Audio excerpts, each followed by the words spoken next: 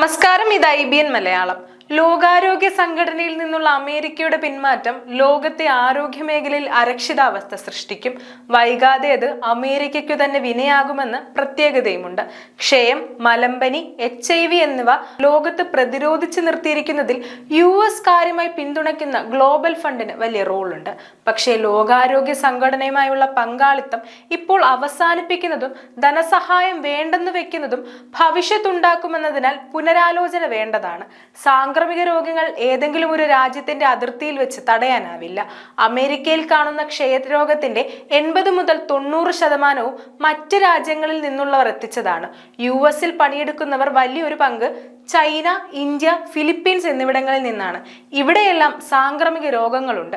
മറ്റു രാജ്യങ്ങൾക്കുള്ള ഫണ്ടിംഗ് അവസാനിപ്പിക്കുന്നത് US സാരമായി ബാധിക്കുമെന്ന് പറയുന്നതിനുള്ള കാരണം ഇതാണ്. മറ്റിടങ്ങളിൽ നിന്നുള്ള തൊഴിലാളികളില്ലാതെ അമേരിക്കയ്ക്ക് മുന്നോട്ട് പോകാനാകില്ല. ആരോഗ്യ മേഖലയിലെ US സഹായം ഇല്ലാതാകുന്നത് മറ്റു രാജ്യങ്ങളെ പ്രതികൂലമായി ബാധിക്കും, പ്രത്യേകിച്ച് ആരോഗ്യ സംവിധാനങ്ങൾ കുറവുള്ള ആഫ്രിക്കൻ രാജ്യങ്ങളിൽ. ഇന്ത്യക്ക് വെല്ലുവിളിയില്ലെങ്കിലും മറ്റ് ഏഷ്യൻ രാജ്യങ്ങളുടെ സ്ഥിതി ആശാവഹമല്ല. പാകിസ്ഥാൻ, ബംഗ്ലാദേശ് തുടങ്ങിയ രാജ്യങ്ങൾക്ക് US സഹായം കിട്ടുന്നുണ്ട്. ഇതു നിലച്ചാൽ ഈ രാജ്യങ്ങളിലെ ആരോഗ്യരംഗം തകിടം മറിയും. News desk IBN Malayalam.